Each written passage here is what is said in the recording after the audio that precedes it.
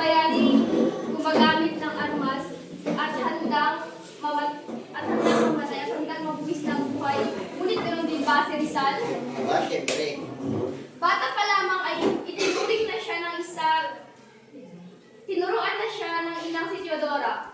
Maagang namulat at natuto sa realidad ng buhay at unti-unti siyang nakilala hindi lamang sa ating bansa. Sa mistiso nitong mukha na hindi mo maitahailang maraming kaubaihan ang nababalo sa kanya, kakaibang abilidad at bilang isang ganap na binata. Unang senaryo.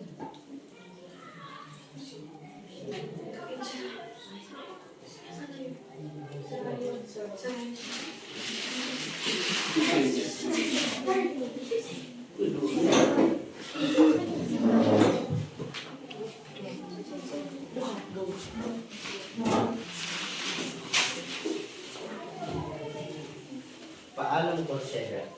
Magiging surpresa pa ba ang ating pagkikita? Paalam, mahal ko.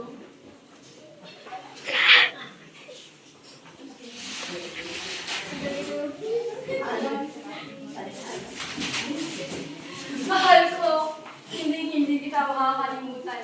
Tandaan mo, mahal na mahal kita. Paalam, aking mahal.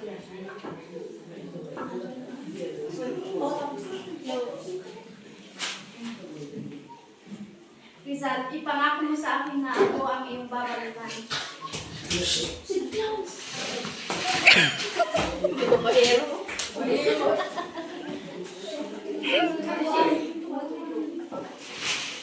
Sino yung kasama mo?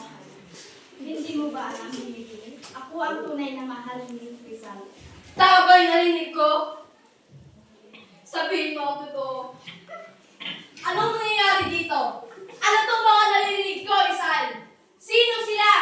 Sino sila? Sumagot ka! Tama na mga binibini. Edna?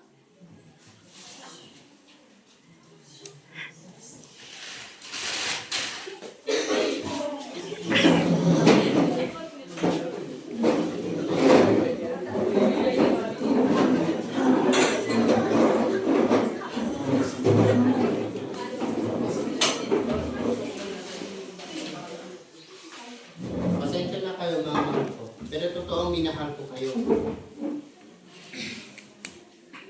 Humihingi ako ng tawad sa mga ginawa ko sa inyo. Dahil bukas ako'y bibitayin na.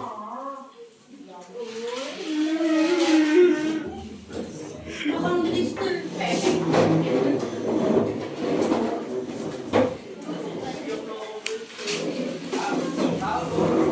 Pasok!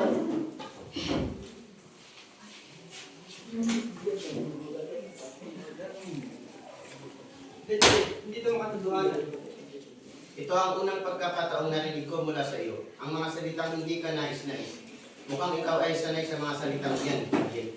Ang mga pangyayari hindi makatao. Hindi rin tayo binigyan ng pagkakataon upang pinsan ang ating sarili. Bakit mukhang ikaw pa ang galit, hindi naman ikaw ang bibitayin? Tama na, naulig na ako sa Espanya sapagkat ako'y nabigo.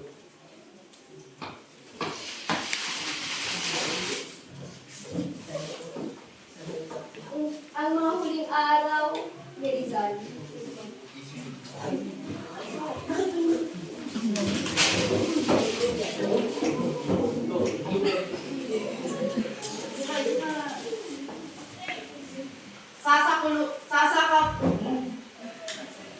Sasagupin natin ang mga Espanyol sa lalong madaling panahon. At